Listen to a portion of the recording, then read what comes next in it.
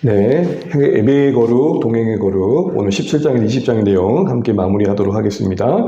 큰 주제는 일상에서의 거룩의 실천입니다. 우리가 한 주 텀을 조금 지났기 때문에 잠깐 좀 복습을 해보면 내 얘기는 이 정도는 우리가 얘기해 줬으면 좋겠습니다. 하나님을 어떻게 예배하느냐의 내용이고 그 예배한 자들이 어떻게 살아야 되냐의 큰 내용이다. 이렇게 얘기해 주셨으면 좋겠습니다. 우리가 지금 보고 있는 18장, 20장은 19장을 중심으로 좌우로 펼쳐져 있다 보시면 됩니다. 18장은 풍속을 따르지 마라. 20장은 그러다 큰일 난다. 19장은 그럼 어떻게 살아야 되느냐? 이런 내용입니다. 다시 보시면 이렇습니다. 하나님의 규례와 법도에 대한 규정을 쭉 나열하고 있는데 이것을 앞뒤로 애국과 가나안의 풍속을 따르지 말라고 하면서 하나님의 규례를 따르는 권면의 도전을 말씀을 하고 있고 스스로 덜펴 형벌받지 말고 그 규를 따르라고 격려를 하고 있습니다. 그래서 하나를 묶을 수 있는 내용은 하나님의 백성이 따라야 할 어떤 규례와 법도 삶의 실천의 내용들이 소개되고 있고 이걸 강조하기 위해서 우리가 어떤 상황 속에서 이 진리를 살아내야 되는지 그런 이야기와 함께 그리고 그것을 어겼을 때 우리는 어떤 결과를 맞이할 수밖에 없는지 전망하게 하고 있습니다. 19장을 읽어가면서 여러분 이거 하나는 조금 염두하시면 좋겠습니다. 10계명의 실천편이다. 나열되어지는 게 1계명부터 10계명까지 차분히 순서대로 되어 있지 않지만 곳곳에 10계명이 뼈대가 되어져서 그것이 우리의 일상에 어떻게 살아내야 될지에 대한 이야기를 하고 있는 겁니다. 우리는 10계명 그러면 되게 고리타분하고 10계명 어디 있어요? 그러면 찬송가 뒤에 있어요 정도로 10계명이 그렇게 크게 가까이 여겨지지 않지만 곱씹어보면 거기에 하나님의 약속과 우리에게 원하시는 삶이 우리에게 원하시는 그 내용들이 우리 삶이 오늘의 삶에 펼쳐질 때 참 복되겠다라는 생각들을 해보게 됩니다. 자, 오늘 지난주에 이어서 17절, 18절인데요. 같이 한번 읽어보겠습니다. 너는 내 형제를 마음으로 미워하지 말며 내 이웃을 반드시 견책하라. 그러면 네가 그에 대하여 죄를 담당하지 아니하리라. 원수를 갚지 말며 동포를 원망하지 말며 내 이웃 사랑하기를 내 자신과 같이 사랑하라. 나는 여호와이니라. 아멘. 19장은 어떤 논리를 가지고 쭉 펼쳐진 건 아니지만 단락단락 교훈들이 있다라고 말씀드렸습니다. 17절부터 18절을 보게 되면은 먼저 이렇게 시작하죠. 마음으로 미워하지 마라. 여기서의 내용은 16장과 분명 연결되는 것 같습니다. 우리가 16장을 보게 되면은 공동체 가운데서 비방하면서 형제에게 악을 행하는 자가 소개되었죠. 그걸 그냥 묵묵히 지켜보는 사람이 있었고요. 그 상황을 봤을 때 우리는 어떻게 대해야 되느냐라는 태도를 다루고 있습니다. 가장 먼저 요구되는 것은 미워하지 말라라고 되어 있지만 사실은 더 중요한 건 마음입니다. 그 사람에게 표출되지 않았지만 그 마음 속에 어떤 생각을 품고 있냐가 먼저 언급되고 있다는 게 중요합니다. 그 마음을 살피시는 하나님을 기억하라는 것이겠죠. 분명 상대가 잘못한 것이 우리에게 불쾌함을 줄 수 있고 염려도 되고 걱정도 되지만 우리의 마음이 그것에 미움으로 대응하면 안 되겠다라는 겁니다. 그래서 애써 뭐라고 얘기하고 있냐면 내 형제를이라고 하고 있거든요. 이 형제라는 말은 언약의 관계에서 나온 호칭이죠. 이 말은 이렇게 볼 수 있습니다. 이렇게 보라는 겁니다. 회복이 필요한 자. 그러니까 뭔가 문제 있는 자, 죄 지은 자, 잘못한 자에 한 걸음 더 나아가서 언약의 공동체 안에 그가 형제로 불려지고 있는 안목에서 보는 것은 이 시간을 지나 회복이 필요한 자라는 의미죠.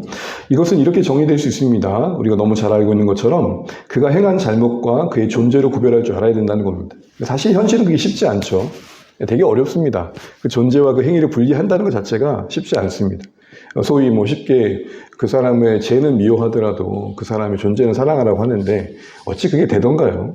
그래서 우리에게 은혜가 필요한 거고 성경의 권면처럼 그가 진짜 형제로 보여야 된다는 겁니다.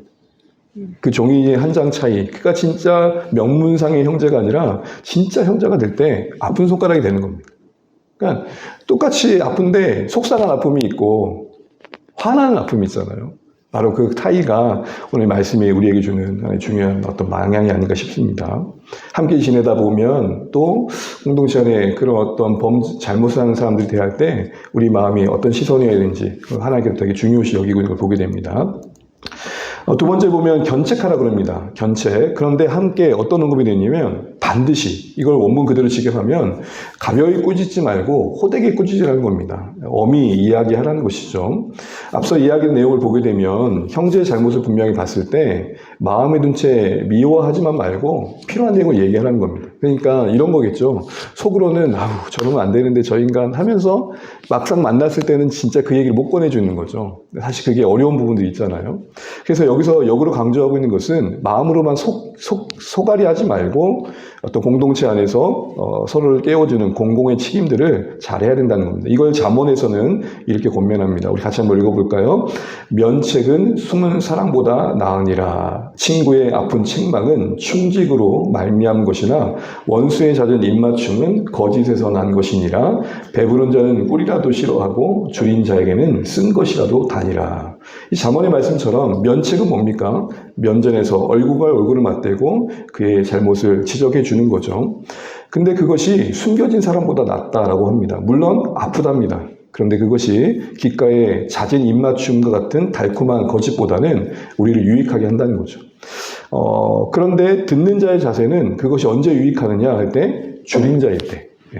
줄인 자일 때 쓰지만 달대요. 이 역설을 오늘 이 잠언은 우리에게 얘기하고 있습니다. 이 역설을 경험했던 사람이 다윗인데 줄인 자 다윗의 고백을 한번 볼까요? 같이 한번 읽어보겠습니다. 의인이 나를 칠지라도 은혜로 여기며 책망할지라도 머리에 기름같이 여겨서 내 머리가 이를 거절하지 아니할지라 그들의 재난 중에도 내가 항상 기도하리로다. 아멘. 책망하는데 그걸 어찌 여긴다 그럽니까? 머리에 기름. 우리에게 이제 머리에 기름 그러면은 조금 이렇게 확 와닿지 않지만 그 당시에 그쪽 사람들에게 그 지역 사람들의 머리에 기름은 환대의 극치입니다. 그러니까 만약에 저희 집에 손님이 왔잖아요. 그럼 제가 그 손님을 가장 최고의 손님으로 여긴다는 것은 아주 고가의 향수를 그 머리에 부어드리는 거거든요. 네. 그래서 환대해 가는 겁니다. 그러니까 여러분 지금 다윗은 이렇게 고백하는 거예요. 책망 그 자체는 사실 듣기 거북하고 불편하잖아요. 근데 그걸 어떻게 여긴다고요? 환대, 환영한다. 나의 것으로 여긴다라는 겁니다. 거절하지 않는다. 그러면서 다윗의 이 줄인 자의 특징은 뭐냐면 뒤끝이 없어요.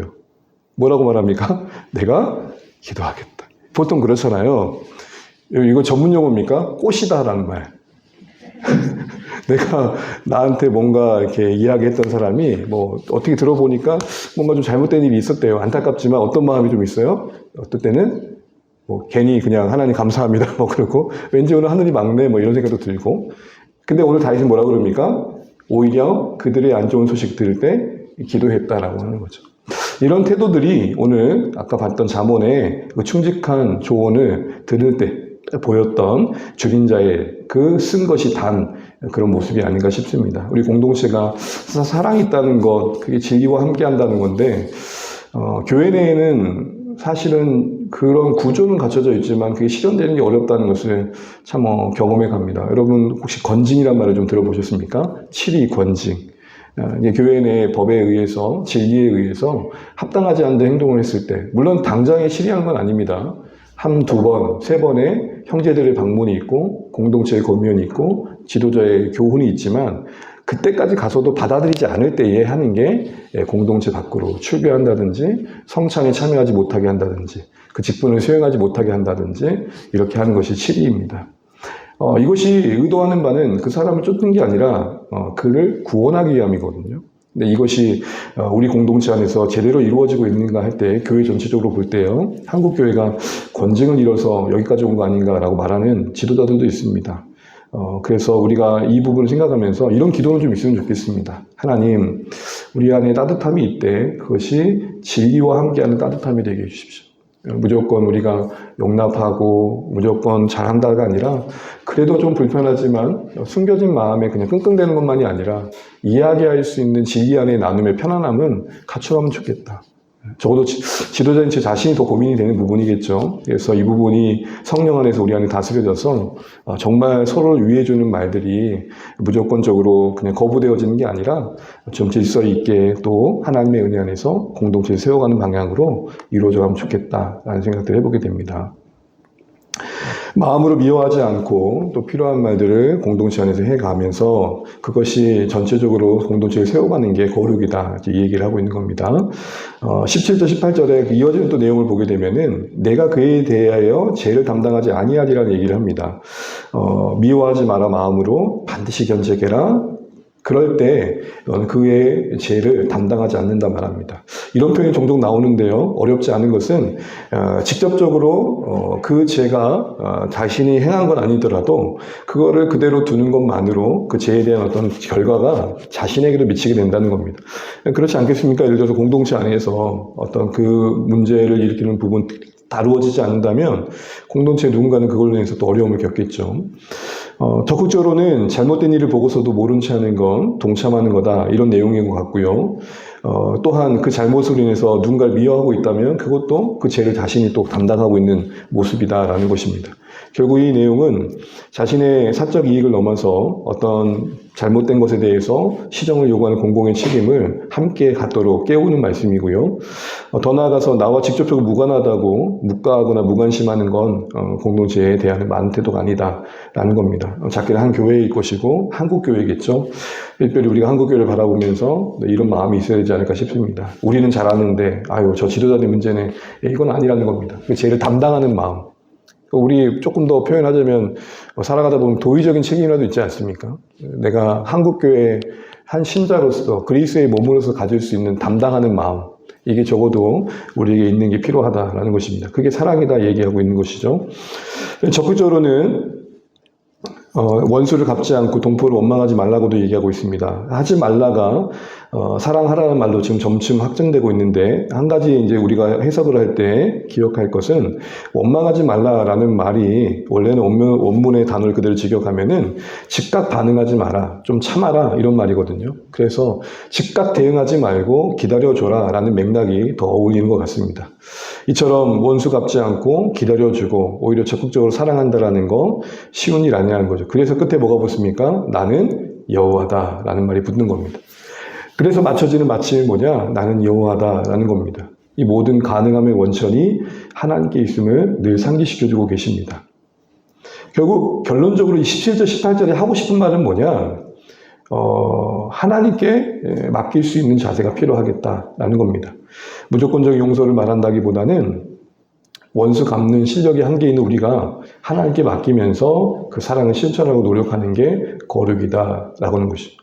굳이 더 다른 말로 말하자면 사랑하기에 애쓰는 것, 쉽게 포기하지 않는 것, 이게 거룩이다라고 말씀하고 있습니다. 마음의 미움을 밀어내고 정말 하나님께서 진리 안에서 우리가 서로를 붙들어주는 관계로 세워가는 과정 속에 원망하는 마음들, 그런 마음이 아니라 기다려주지 않은 마음으로 서로 사랑하는 것, 이게 사랑이다라는 겁니다. 두 번째 큰 단락은 경계를 허문 무질서나 혼합을 피하고 질서를 보존하라는 겁니다. 같이 한번 읽어볼게요. 시작. 너희는 내 규례를 지킬지어다 내 가축을 다른 종류와 교미시키지 말며 내 밭에 두 종자를 섞어 뿌리지 말며 두 재료로 직조한 옷을 입지 말지며 라고 되어 있습니다. 한마디로 서로 다른 종류 사이에 뒤섞이지 않게라는 겁니다. 이건 두 가지 관점에서 적용할 수 있는데요. 첫 번째는 창조의 관점입니다. 창조의 관점으로 보게 되면 두 가지를 섞는다는 것은 두 가지의 각각의 존재의 그 자체를 허무는 거라는 겁니다. 각기 종류대로 선하게 지으신 목적이 있고 이유가 있는데 그걸 섞어버려서 어떤 새로운 가치를 만들려고 하는 것 자체가 각각을 무시하는 거라는 겁니다. 조화를 이루는 게 아니라 질서를 깨는 거라는 것입니다. 여러분 그런데 이런 질문을 한번 해보죠. 왜 자꾸 새로운 종자를 이렇게 한 A와 B를 섞어서 C를 만들려고 할까요? 더 좋은 걸 만들려는 거 아닙니까? 보통 이제 우월한 걸 만들려고 하는 거 아니겠어요? 더 나은 것을 얻고자 하는 건 이면에 뭐가 있어요? 탐욕인 거죠. 이걸 또 다른 말로 말하면 더 쓸모 있는 걸 만들고 싶은 거예요. 자, 예를 들어서 얘는 예뻐요. 얘는 힘이 세요. 나는 예쁘고 힘이 센 걸 갖고 싶어. 그래서 어떻게 해요? 얘들을 뒤섞는 거예요. 근데 그게 하나님 앞에서 합당하지 않다는 거예요. 바로 이런 가치관 이면에 더 나은 것을 얻고자 하는 탐욕이 있는 거죠. 그게 모두의 공공의 유익이 아니라 자기가 원하는 것을 위해서 새로운 것을 만들어가는 발상 자체가 오늘 이야기에 어울리지 않는 행동이라는 겁니다. 오늘 우리 시대도 보게 되면 보기에 더 나은 걸 추구하지 보시기에 좋았던 것에 아멘하기보다는 보기에 더 나은 걸 추구하잖아요. 창조의 세계관은 뭐죠? 존재 자체를 긍정하는 거죠. 그게 자유가 되는 거죠. 우리가 하나님 앞에서 빚어져 가지만 나를 매면하지 않으십니다. 나 없는 새로운 나를 만드시지 않고 나를 그대로 두시면서 만들어 가시는 거예요. 그게 은혜인 거죠. 나라는 존재 위에 안에 새로운 걸 만들어 가시는 거지 나의 모습을 전혀 부정하시면서 야 너는 진짜 문제가 많아 그렇게 해서 만들어 가시는 가정이 아니라는 거죠. 나를 기이 여기시는 가운데의 부족함을 빚어 가시는 거죠.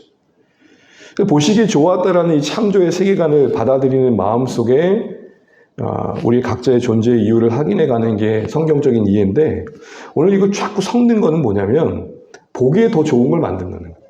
여러분 우리 모두는 보시기에 좋았다라는 말씀에 더 크게 여기시기 바랍니다.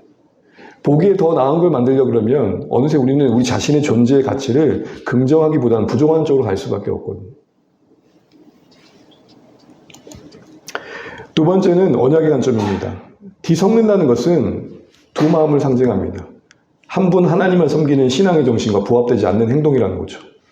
구별이라는 오직 하나님 한 분만을 섬기기 원하시는 하나님께 뭔가 여러 가지 성된다는 것 자체가 둘 다 포기하지 않고 있는 모습을 담고 있기 때문입니다. 마태복음은 이렇게 말합니다. 같이 한번 성경 읽어볼게요.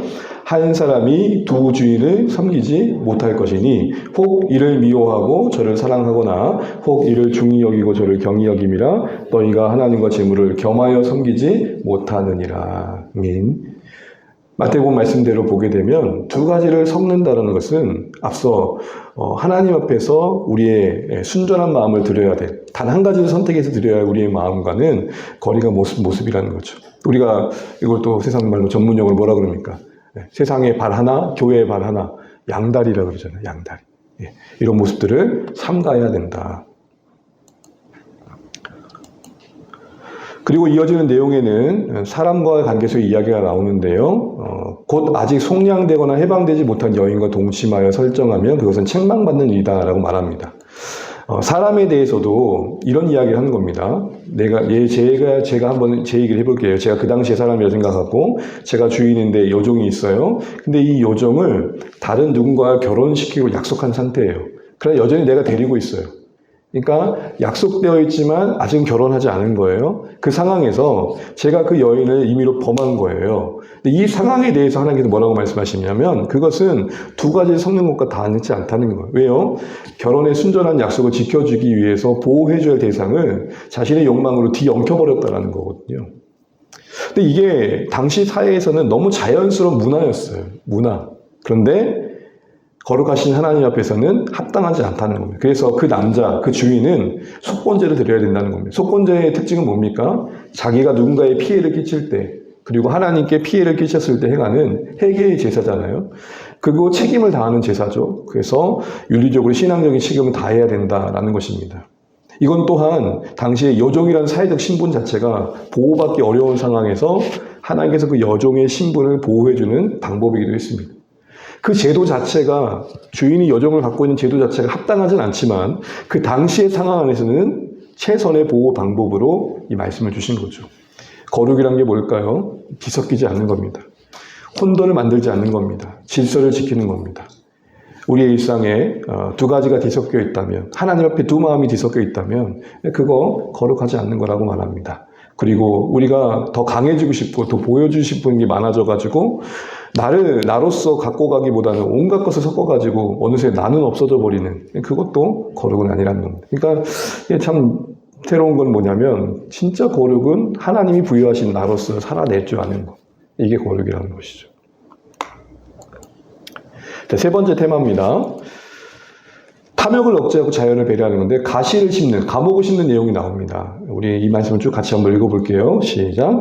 너희가 그 땅에 들어가 각종 감옥을 심거든 그 열매는 아직 할례받지 못한 것으로 여기되 곧 3년 동안 너희는 그것을 할례받지 못한 것으로 여겨 먹지 말 것이요 넷째 해에는 그 모든 가실이 거룩하니 여호와께 드려 찬송할 것이며 다섯째 해에는 그 열매를 먹을지니 그리하면 너희에게 그 소산이 풍성하니라 나는 너희 하나님 여호와니라. 아멘. 제가 그 당시에 이 말씀들을 보면 나무를 심었어요. 그럼 저는 언제 그 나무의 열매를 먹게 되는 건가요? 5년 뒤에. 아니, 여러분, 5년 뒤에 미니 토마토를 심었는데 3년 거르고 4년째 하나님께 드리고 5년째 먹는다 이 말이에요. 여러분 어떻게 와닿으세요? 좀 하나님 너무하신 거 아니에요? 저만 너무한가요? 왜 그렇게 하셨을까요? 왜 그 땅에 심겨진 가실에 대해서 이런 태도를 갖게 하셨을까? 근데 그게 중요하겠죠. 그러게 보면 광야가 살기 더 편해요. 어떤 면에서는. 왜요? 심을 것도 없으니까 주신 대로 받기만 하면 돼요. 그런데 가나안 땅에 정착하니까 뭐가 생겼어요? 뭔가 심을 게 생겼어. 이게 항상 어려워요. 내가 뭔가를 갖고 있다는 게 항상 하나님 관계에서 고민일 때가 많아요. 아무것도 없을 때는 오히려 고민이 없어요. 그런데 뭔가를 갖고 있다는 게 뭐가 돼요? 이걸 얼마만큼 드려야 되는 거야? 또 어디로 써야 되는 거야? 고민이 되는 거죠. 그래서 우리에겐 기준이 필요한 거죠. 3년의 기준은 뭡니까? 할례 받는 시간이라는 겁니다. 여러분 성경을 보시면 가축도 할례를 하고 사람도 할례를 하잖아요. 그럼 태어나자 당장 할례하지 않죠. 7일이 지나고 8일째 할례를 해요. 왜 그럴까요? 역으로 말하면 할례 기간은 보호받는 기간이에요. 가축의 예를 들자면 태어나자마자 바로 드리지 않게 하고 7일 정도 지난 뒤에 드리게 하는 거예요. 그 할례는 결국은 보호받는 기간인 거예요. 그러고 보면 가시일수를 3년 동안 할례한다라고 말씀하신 상징의 의미는 뭘까요? 그 나무를 보호한다. 제가 짧은 상식으로 알고 있는 거는 당장 심은 나무가 뿌리에 힘을 얻어서 뻗어가지고 지력으로 스스로 튼튼해지기까지는 그 나무를 건들지 않는 게 더 많은 걸 얻는 방법이죠. 맞나요? 당장 먹고 싶다가 하나 따버리는 것보다 그대로 두는 게, 그 나무를 그대로 두는 게 그 나무가 튼튼해져서 더 오랫동안 먹는 방법인 거죠. 여기서 우리는 하나님께서 그 나무 하나에서도 하나님의 이스라엘 백성들이 원하시는 삶의 자세를 보게 됩니다. 뭐예요? 하나님 때를 기다릴 줄 아는 거죠. 그래서 이를 통해 가지고 농사의 영역에서도 하나님 앞에 거룩되길 바라는 겁니다. 수확을 주시는 하나님을 잊지 말라는 것이고요. 당장에 얻기 위한 그 탐욕을 억제하라는 것이고, 또 스스로 자연을 대할 때도 그런 배려하는 마음을 좀 가질 줄 알아야 되는 겁니다. 취하고 얻는 데만 성취하지 말고 함께 더불어 살기 위해서 기다려줄 줄도 알아야 된다. 자연에 대해서도 이런 생태계에 대한 배려도 말씀하고 계십니다. 우리에게 좀 낯설 수 있는데 사실은 우리가 가만히 보게 되면, 농부들을 보게 되면 그런 지혜가 있는 것 같아요. 땅을 쉬게 해주는 거. 근데 우리의 몸도 쉬게 해주는 거. 이런 게 다 뭐예요? 탐욕으로부터 우리를 멀어지게 하는 거죠. 우리가 기계도 아닌데 워크홀릭이라 그러죠. 일이 중독돼가지고 끊임없이 우리 몸을 돌리게 되면 어떻게 될까요? 어느 날 가로사라는 걸 하게 되잖아요. 가로사. 나도 뜻하지 않게 내가 내 몸을 늘 굴릴 줄 알았는데. 그러니까 우리 몸에 대해서도 여러분 할례를 하셔야 돼요. 우리 몸에 대해서도 보호가 필요한 것이죠. 왜 그럴까요? 그게 우리가 하나님 앞에서 하나님의 주권자임을 인정하는 삶의 하나의 여유인 모습이기 때문에 그렇습니다. 하루 더 일하면 더 버는 돈이 있겠지만 그 당장에 그것보다 더 중요한 건 우리 마음의 안식이고 평안함이고, 또 우리가 조금 더 삶을 누릴 줄 아는 부분이 아닌가 싶습니다. 그렇게 많은 돈을 벌고 결국은 한 돈도 못 쓰고 세상을 떠난 사람들 이야기를 들으면 조금 우리가 생각들이 많아지죠. 그렇다고 우리가 하루 사는 것처럼 하루 벌고 하루 다 써버리고 이건 아니지만 적어도 우리 삶에 이런 균형은 필요하겠다라는 거 우리에게 말씀하십니다. 그러니까 거룩은 뭡니까? 하나님께서 정하신 그런 시간 안에서 우리의 절제할 줄 알고 기다릴 줄 아는 거겠죠. 자, 이제 새로운 또 테마인데요. 점술, 마술, 장례, 애도에 대한 이방 간행을 금지합니다. 우리가 그 나라를 그때 살지 않아서 잘 모르겠지만 추정을 할 수 있을 것 같은 게, 지금도 약간 소위 이제 개발되어지기 전에 그런 나라나 이런 나라를 보게 되면 미신이나 주술이 상당히 강하죠. 사람들이 살고 있는 그곳에는 항상 누가 있어요? 추장도 있지만 그 마을을 주도하는 그 다스리는 누가 있습니까? 주술가가 있잖아요. 네, 그런 의미들을 생각해 보시면 좋을 것 같아요. 우리 말씀 한번 읽어보겠습니다. 너희는 무엇이든지 피째 먹지 말며 점을 치지 말며 술법을 행하지 말며 머리카락을 둥글게 깎지 말며 수원 끝은 손상하지 말며 죽은 자 때문에 너희 살에 문신하지 말며 문의를 놓지 말라. 나는 여호와니라. 먼저 피째, 발음도 어렵네요. 피째가 아니라 피째 먹지 말래요. 이게 원문을 그대로 보면 피 위에서 먹다라는 거예요. 뒤에 이어지는 점, 술법과 같이 언급된 거 보면 이건 분명히 제사 드리는, 이방 제사 드리는 현장의 주술 행위예요. 이랬다고 합니다. 땅을 파요. 땅을 파고 거기에 동물의 피를 쏟아서 담아요. 그러면 악귀들이 그 피를 먹어요. 그럼 그 피값으로 예언을 해준다는 개념인 거예요. 어렵지 않으시죠? 그래서 피를 흘린 거고, 그 피를 쏟은 그 위에서 그 제사에 참여하는, 예언에 참여하는 사람들은 먹을 거 먹었다는 거예요. 그러니까 피째 먹다는 것은 짐승이 피를 먹는다 이런 개념이 아니고 피 위에서 그런 주술행위에 참여하는 걸 말하는 겁니다. 이건 뭐예요? 귀신의 지배를 받는 사람에게 자신의 미래를 맡기는 그릇된 행동인 거죠. 그래서 하지 말라는 건 당연한 거 아니겠습니까? 호기심으로도 하면 안 되겠다라는 겁니다. 지금 요즘 그건 안 하죠. 옛날 학교에서 애들이 여러분 아십니까? 이게 유행할 때가 있었어요. 이거 볼펜 같은 거 하나 들고 뭐 합니까? 분신삼아 하면서 귀신을 초청하잖아요. 그런 문화들이 있었어요. 나쁜 문화들이. 겁없는 문화들인 거죠. 그리고 머리를 둥글게 깎고, 그러니까 이거 제가 호섭이 머리라고 하고 싶은데 여러분 호섭이 머리 아시죠? 이렇게 바가지 뒤에 씹고 딱 잘랐던 호섭이 머리. 그러니까 머리까지 여기를 딱 바싹 자르는 거예요. 우리 지금 하는 투블럭이긴 한데 조금 촌스러운 투블럭. 그리고 나서 뭐 하는 겁니까? 수염 끝을 손상시키고 그리고 몸에 뭔가 새기는 거예요. 문신 같은 거, 피를 흘리는 문신 같은 거. 이게 뭘까 할 때 이게 하나의 애도 문화인데 이걸 왜 하지 말라고 했을까요?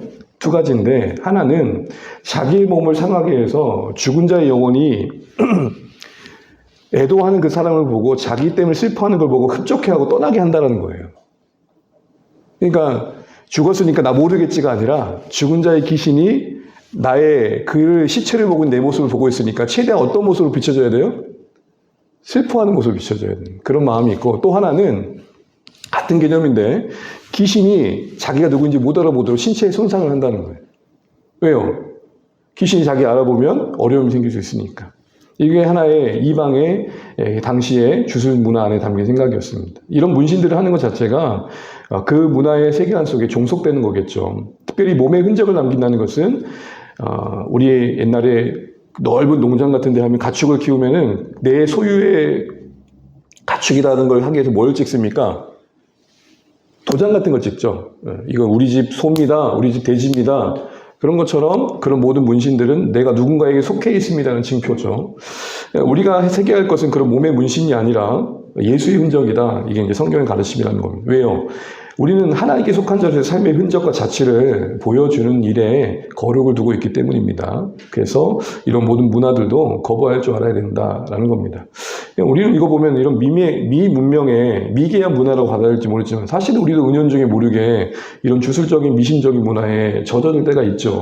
그래서 이런 것들 우리가 분별하고 해야겠다 싶은 생각입니다. 특별히 제가 요즘은 장례 치르면서 매장을 많이 안 해본 것 같고요. 그래도 전도사 때는 매장하는 데를 조금 많이 봤던 것 같아요. 요즘 거의 화장하고 이제 이게 납골당에 모시는 게 대세이잖아요. 거의 많은 장례 문화잖아요.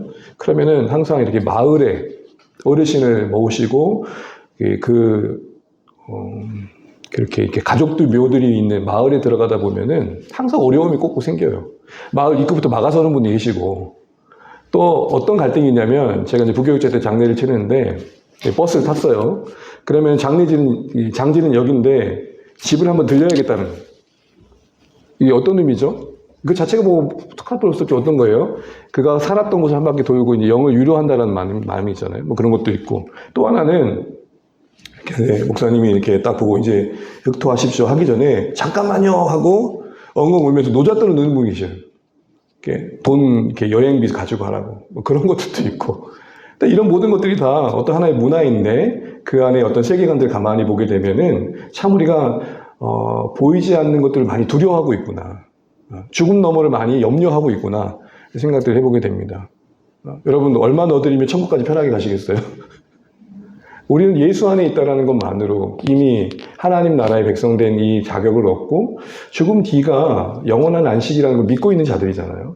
그런 우리에게 이런 모든 장래의 문화들은 참 많은 사람들이 죽음 이유를 두려워한다는 걸 생각해 보게 됩니다. 어쨌든 이런 주술과 마술, 장래 의도에 담겨 있는 이방인들의 세계관이 경계되어야 했다는 겁니다. 그게 거룩이라는 겁니다. 29절, 30절, 31절 보게 되면 같은 맥락에서 이방 문화가 나오는데 딸을 창녀가 되겠다는 겁니다. 여기에 대한 해석이 하나는 아버지가 약자였던 그 딸, 당시에는 일방적으로 어떤 창기로 팔아버렸다라고 보는 경우도 있고 하나의 또 맥락을 보게 되면 뒤에 이야기되는 안식일 지키는 거 그리고 뭐 신접한 자 박수 점치는 부분들이 쭉 언급된 걸 보게 되면 아마도 이번 신전을 섬기는 창기로 내어줌을 의미하는 걸 봅니다. 그러니까 일방적으로 어떤 몸을 파는 여인으로 돈 주고 팔았다 이런 개념보다는 이방 문화의 제사에 섬김이로 자신의 딸들을 내어줬다라는 겁니다. 이런 행위가 결국적으로는 전국에 음행을 확산하는 것을 조장했고 더 문제는 뭐냐면 자기 딸이니까 내 마음대로, 내 딸 마음대로 하겠다라고 이야기하는 그 발상 이면에 사람을 어떤 도구하고 욕망의 대상으로 여기는 그 분위기를 또 확산시켰다는 겁니다. 이거는 하나님 말씀하신 거룩과 거리가 멀었던 거죠. 딱 같아라고 할 수 없지만 옛날에는 우리가 좀 어렸을 때 많은 이제 어른들이 이제 지나온 시대를 좀 되새겨 보게 되면은 자녀들이 이리저리 뭐 안타까운 사연 때문에 팔려가기도 했었잖아요. 넘겨지기도 했었고. 그것과 좀 비교할 수 없는 부분이 있겠지만 그 당시에 그 고대 문동 사이에 아버지가 임의로 자기의 자녀 하나를 그렇게 내어주는 것 자체가 하나의 일들이었고 이걸 하나님께서 되게 안타깝게 보고 계신다라는 겁니다. 근데 이런 모든 것들이 그 땅에 음행을 확산하게 되고 그들을 토해내게 되는 일들이었다는 겁니다. 이스라엘 백성들이 이런 가나안 문화를 경계했어야 되겠다라는 것이죠. 이제 마무리해 가고 있습니다. 이제 마지막을 보시게 되면은 공경과 존중, 공평한 사회, 어떤 사회적 관계에 대한 이야기가 나옵니다. 이 말씀을 쭉 같이 한번 읽어보시면 좋겠습니다. 너는 샘머리 앞에서 일어서고 노인의 얼굴을 공경하며 내 하나님을 경외하라. 나는 여호와이니라. 거류민이 너희 땅에 거류하여 함께 있거든 너희는 그를 학대하지 말고 너희와 함께 있는 거류민을 너희 중에서 나은 자같이 여기며 자기같이 사랑하라. 너희도 애굽 땅에서 거류민이 되었었느니라. 나는 너희의 하나님 여호와이니라. 너희는 재판할 때나 길이나 무게나 양을 잴 때 불의를 행하지 말고 공평한 저울과 공평한 추와 공평한 에바와 공평한 흰을 사용하라. 나는 너희를 인도하여 애굽 땅에서 나오게 한 너희 하나님 여호와이니라. 아멘. 어떤 노인에 대한 어린이에 대한 공경, 타국인, 거류민에 대한 인권의 존중, 재판을 할 때 공정함, 양심적인 어떤 거래, 이런 어떤 사회가 존재한다면 이루어져야 할 어떤 정의와 질서가 윤리적으로 지시되고 있는 것들을 보게 됩니다. 특별히 양심적인 상거래는 공평한 저울, 추 이렇게 언급되어 있는데 이것은 나에게나 남에게나 동일한 추를 적용하라 이런 의미를 갖고 있습니다. 이익을 위해서 추를 속이지 말라라는 것이죠. 이런 일들이 이루어질 때 사회가 더 안전될 수 있다는 부분들을 이야기하고 있는데 우리가 보고 싶은 건 뭐냐면 34절, 36절에서 이 거류민에 대한 이야기를 할 때 특별히 이런 양심적인 거리에 대한 이야기를 할 때 하나님께서 너희도 애굽 땅에 있을 때 거류민이었고 내가 거기서 건져내었다는 사실을 거듭 강조하고 있는 부분입니다. 이렇게 보면 단순한 윤리적인 책임의 촉구가 아니라 하나님께서 너희에게 어떻게 행해 주신지를 기억하고 그대로 실천해라 이런 개념인 것이죠. 그러니까 착하게 살아야 돼가 기독교적 윤리가 아니라 하나님께서 나를 어떻게 위해 주시는지가 반영된 마음과 태도로 상대방을 위해 주는 것. 이게 지금 거룩이라는 것입니다. 특별히 거류민의 존재는 이스라엘이 지난날 거류민이었다 생각나게 하는 존재인 거죠. 여러분 오늘 세상을 가만히 보세요. 모두가 똑같은 부를 가지고 있지 않아요. 또 모든 나라가 다 잘 살지 않아요. 빈국이 있고 또 생각지 못한 가난과 어려움 속에 있는 자들이 있어요. 왜 이렇게 공존하고 있을까요? 이런 모든 공존, 우리 시대 속에 누군가 돌봄이 필요한 사람을 두고 있는 이런 모든 것들은 뭘까요? 저는 이렇게 생각합니다. 말씀대로 보자면 우리가 그런 도움이 필요했었던 자였고 그런 도움을 채우시는 누군가의 은혜와 하나님의 돌봄이 있었기 때문에 여기 있다는 걸 결코 잊지 말라는 겁니다. 우리 세상말로 그렇게 말을 하잖아요. 올챙이죠? 기억하지 못한다. 교회적으로 적용을 해볼까요? 불신자가 들어왔어요. 이제 예수를 믿어요. 그의 넘어진 거 실패를 보면서 내가 예수 믿기 전에 이런 모습이 있었는데 나는 자기 기억을 되새겨서 그런 중에도 내가 그때 누군가의 붙들어줌이 있었고 사랑이 있어서 여기까지 왔지 여전히 하나님이 신실하신 때에 내가 오늘 여기 있는 거였지 내가 잘해서 여기 있는 거 아니지 잊고 있었던 그때 나를 붙들어주는 손길을 기억하고 잊어버리고 말았던 그때 하나님 나를 용납하심의 따뜻함을 기억하면서 그걸 되새긴 마음들을 그 사람에게 쏟아내라는 겁니다. 나도 그럴 때가 있었는데를 잊지 말라는 겁니다. 그래서 그때 나에게 그렇게 행하셨던 하나님의 섬김, 그 성품을 고스란히 실현해가는, 실천해가는 그래서 그 실천 속에 자신이 하나님을 닮아가는 그런 기회로 삼으라는 것이죠. 결국 일상에서 이렇게 하나님의 성품이 반영되는 것, 이게 거룩이라는 겁니다. 말씀을 정리할게요. 레위기를 제가 말씀드리면서 오늘과 거리가 멀지 않다 이렇게 말씀드렸습니다. 오늘 이렇게 표현해보고 싶습니다. 레위기의 어떤 가치라고 한다면 단순히 종교 안에서만 통하는 게 아니라 보편성을 갖는다는 겁니다. 우리 삶의 이야기라는 겁니다. 김군주 교수님이 쓴 레위기라는 책에 이런 내용이 있습니다. 제가 쭉 한번 읽어볼게요. 정리해보면 레위기 19장에는 여러 직업군이 등장한다. 농사짓는 농부가 있고 누군가를 고용하는 고용주가 있다. 그리고 재판관이 있으며 시장에서 장사하는 상인도 있다. 이는 고대의 가장 대표적인 직업군들을 다룬 것이라 볼 수 있다. 각각의 직업에서 거룩한 삶이란 무엇인가? 농사하는 이에게 거룩한 삶은 밭에 한 모퉁이를 남기는 것, 수확하면서 흘린 것을 다시 줍지 않는 것이다. 고용주가 지킬 거룩은 그에게 고용된 노동자들의 품삯을 속이거나 착취하지 않는 것이다. 재판하던 이들이 지킬 거룩은 재판받는 사람들의 외모를 보지 않고 오직 정의로 판결하는 것이며, 장사하는 이들이 지킬 거룩은 물건을 살 때나 팔 때 동일한 도량형을 사용하는 것이다. 여러분, 이렇게 보면 거룩은 종교의 영역에 국한되지 않다라는 겁니다. 이미 레위기가 거룩을 어디까지 지평을 넓히고 있냐면 우리의 삶이 실현되는 모든 곳에 펼쳐지고 있습니다. 설거지 할 때도 그걸 어떻게 하느냐가 거룩과 관련되어 있습니다. 집에서 청소할 때도, 내가 누군가와 만나 대화할 때도, 나의 일상이 펼쳐지는 모든 일들이 거룩의 영역이라는 것입니다. 기도하고 예배하는 행동만이 아니라 거기서 살아가는 내 존재가 어떤 모습으로 살아내고 있느냐가 거룩입니다. 그래서 여러분, 우리가 거룩한 삶을 고민한다는 것은, 종교의 영역에 제한되지 않는다는 것은 내가 지금 살아가는 그 삶의 현장에서 어떻게 하면 하나님이 원하시고 닮아가는 모습들을 드러낼 수 있을까를 고민하고 모색하는 거라는 거죠. 하나님 앞에 예배하는 삶이며 하나님 앞에 살아내는 삶인 거. 이게 하나님을 사랑하는 거고 이웃을 내 몸처럼 사랑하는 거라는 겁니다. 그래서 너희는 거룩하라고 시작했거든요, 19장은. 그리고 결론은 어떻게 맺는가 보십시오. 같이 한번 읽어볼게요. 너희는 내 모든 규례와 내 모든 법도를 지켜 행하라. 나는 여호와이니라. 너희는 거룩하라고 하고 제사 얘기를 끝낸 게 아니라 그들이 살아내야 할 삶의 모든 영역의 규례를 지키는 것으로 적용되고 있는 것입니다.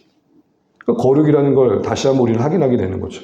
삶을 통해 하나님이 누구신지가 드러내도록 부름받은 우리의 인생의 거룩은 여러분의 삶에서 하나님을 묵상하는 것을 삶에 담아내는 것입니다. 실제적으로 이스라엘이 거룩을 잃었다고 지적할 때는요, 여러분 본문을 가만히 보세요. 제사가 없었을 때가 아니에요. 피 흘리는 제사가 부족해서 거룩을 잃었다고 징계하신 게 아니라 피 흘리는 제사는 있는데 피 묻은 손을 씻지 않은 게 있었다. 피 묻은 손이란 게 뭘까요? 누군가의 힘없이 굿하진 않았지만 그에 준하는 어떤 폭력을 행하고 누군가를 착취하고 괴롭히고 그거를 방관하고 이런 모든 일상의 이야기를 하는 겁니다.